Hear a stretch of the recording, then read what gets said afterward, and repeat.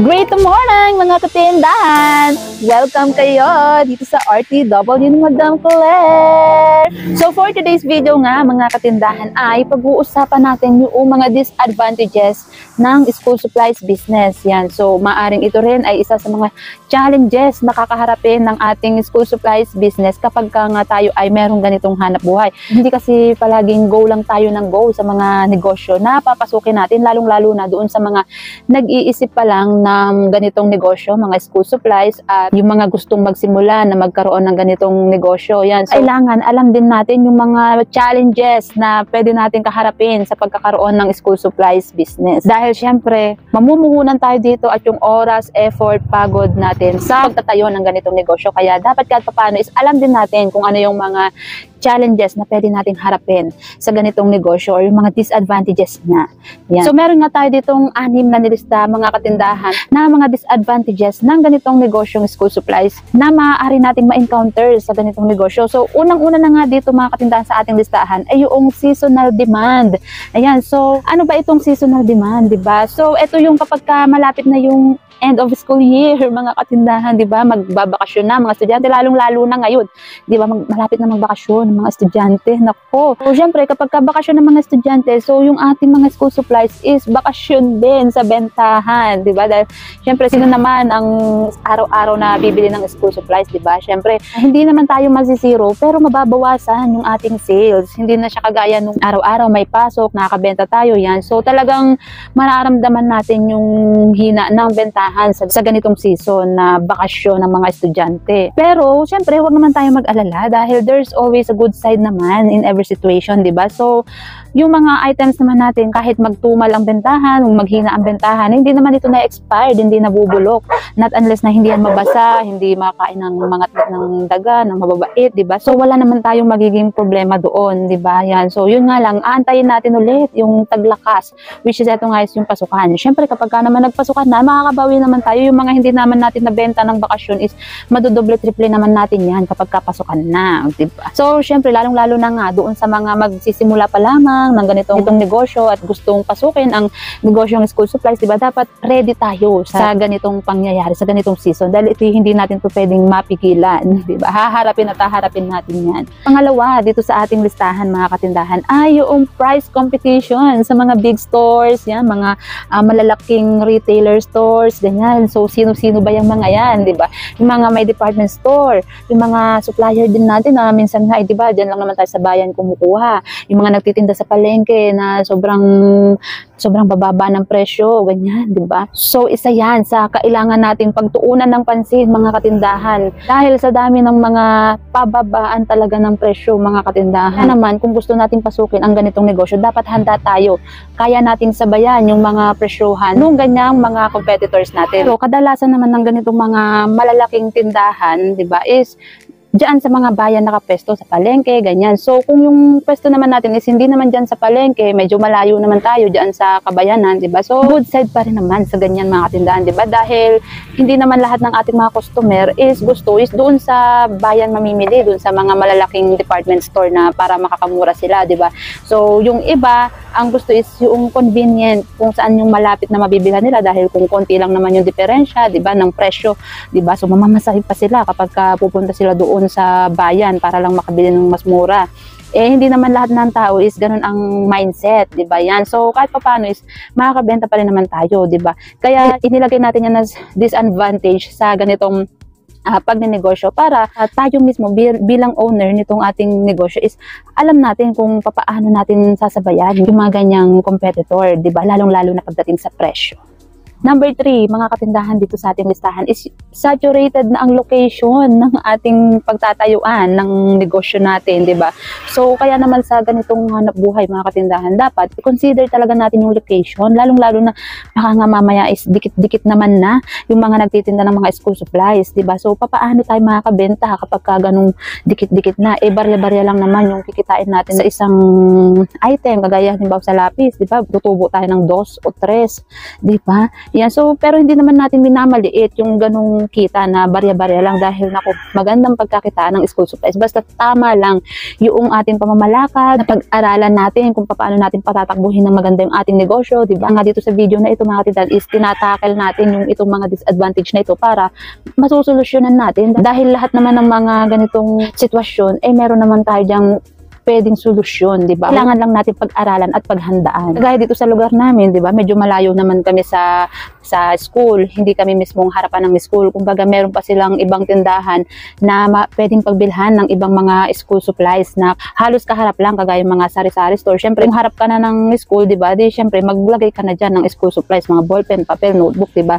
Which is meron dito sa lugar namin. Yung ibang mga sari-sari store dyan is meron ding mga ganyang school supplies. Medyo malayo kami. Lalakarin pa ng estudyante.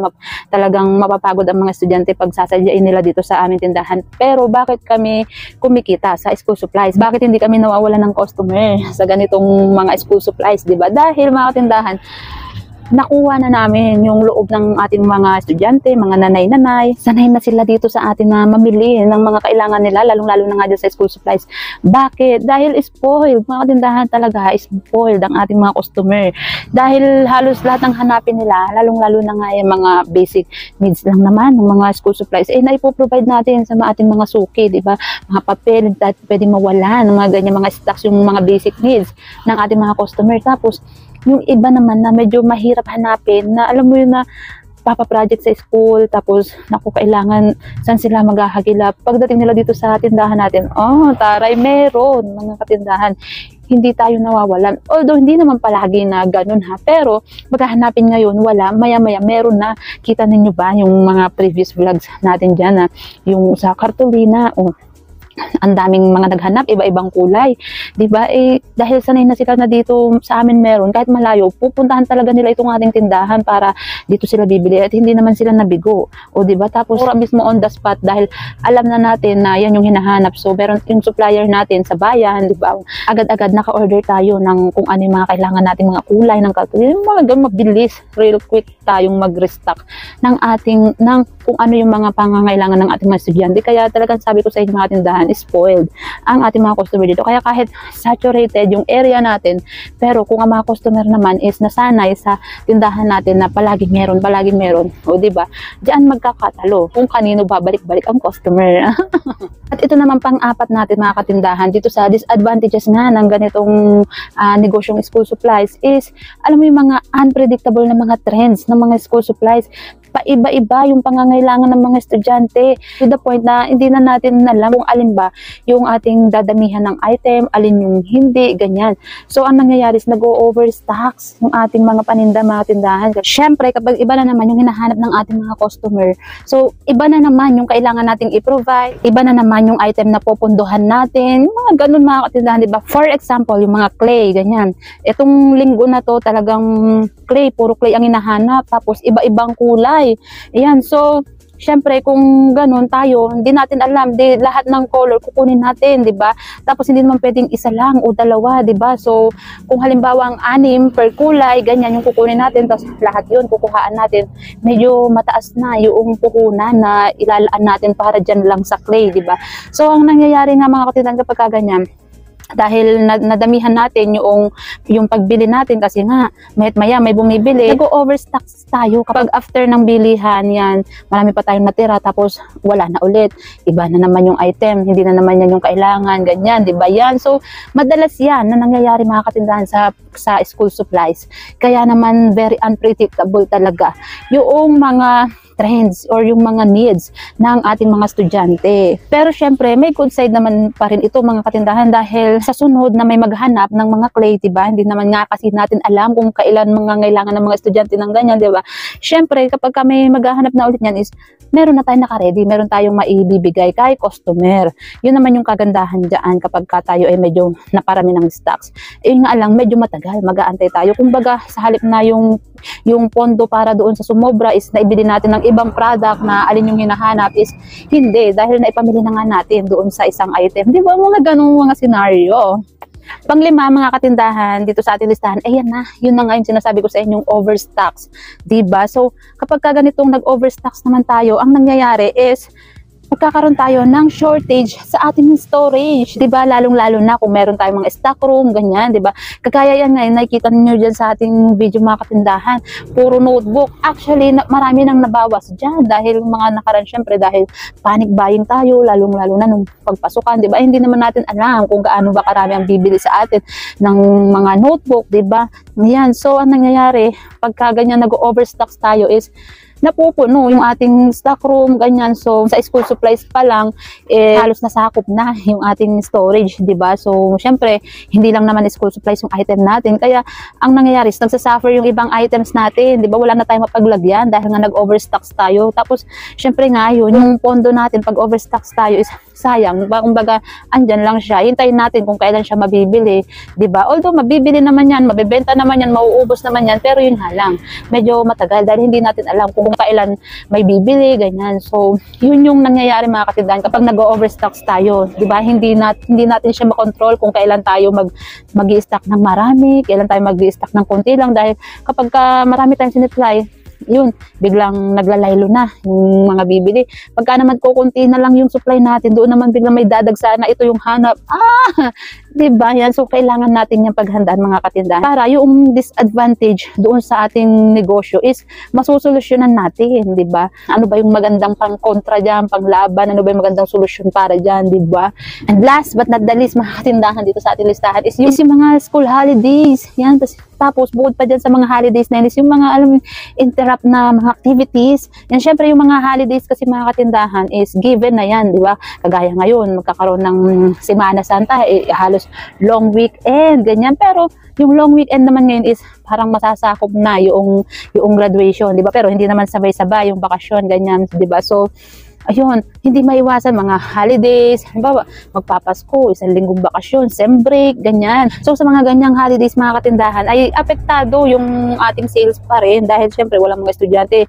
Imagine, isang linggo naman na walang pasok, diba? So, syempre, kung school supplies nga lang yung items natin, syempre, mababawasan yung sales natin, diba? Dahil, ganun talaga talagang merong mga school activities na kailangang mapagdaanan yung ating negosyo, diba? Tapos, bukod pa nga dyan, yung nai-interrupt, yung pasok ng mga estudyante, bakit? Ano ba yung mga dahilan, 'di ba? So, minsan bagyo, pag may bagyo o ilang araw walang pasok, 'di ba? Di apektado na naman ang ating bentahan, 'di ba? Pangalawang example is ngayon yung nararanasan natin ngayon na sobrang tag-init, mga katindahan, gaano ba kainit diyan sa lugar nyo, 'di ba? Kasi kami napabalita mga katindahan na dito na pinakamainit dito sa lugar namin, San Jose Occidental, Mindoro, 43 degrees. Yung init, yung level ng init, kaya naman yung mga school dito mga tindahan, halos pag half day na lang, wala nang pasok sa tanghali. Means parang doon nakaraan, all day walang pasok, ganyan. Basta walang pasok, diba? So, na-i-interrupt yung pasok ng mga estudyante, diba? So, syempre, pag ganun, pati tayo apektado, diba? Pero syempre, dito nga sa ating tindahan, ang kagandahan na lang dito sa ating tindahan is hindi lang naman tayo nakafocus sa school supplies. Meron pa tayong samot-saring item yung meron tayo dito sa ating tindahan. Kagaya ng RTW, mga tsinelas, plasticware, laruan. So, yun naman yung kagandahan dito sa ating tindahan, di ba? Pero yun nga, kung nag-iisip ka na magbukas ng negosyo na puro school supplies pa lang dahil magsisimula ka pa lang nga naman, is yaan yung mga bagay na dapat nating i-consider kung ano yung magiging disadvantages ng ganitong school supplies. Kaya dapat ready tayo, di ba? Hindi naman porket ito yung sinabi natin na disadvantage is nakakatakot ng gawin, nakakatakot ng pasukin. Hindi. Palagi may solusyon doon sa problema na pwede natin kaharapin, di ba? At always natin gagawin na yung mga negative, iti-turn into positive natin. Huwag natin siyang iti-take as negative dahil, di ba, tayo rin yung may hirapan. Dahil palagi na may solusyon, di ba? Yung nga sa mga example ko sa inyo, palaging may good side, di ba? Hindi pwedeng hando doon lang tayo sa dark side. Di ba? So, nga mga katindahan at na-share ko na nga sa inyo yung 6 na possible na maging disadvantage ng ganitong pagkakaroon ng negosyong school supplies. So marami pa tayong pwedeng maging pagdaanan, challenges, 'di ba? So kung meron kayong gustong i-share, pwede niyo i-comment diyan sa baba sa comment section natin kung ano rin ba yung mga nararanasan niyo, lalo na doon sa mga batikan na sa ganitong pagnenegosyo ng school supplies, 'di ba? Baka pwede niyo ma-share para naman yung mga magsisimula pa lang ng negosyong school supplies na mga kababayan natin, 'di ba? Is malalaman nila kung ano ba yung mga pwede nilang rin pagdaanan in the future. So hanggang dito na lang muna mga katindahan itong ating video at hanggang sa mga susunod pa ulit natin na mga videos. At sana ay mayroon na naman ako na-share sa inyo na kapaki-pakinabang dyan sa inyong mga tindahan. Maraming salamat sa inyong palaging panonood and happy selling!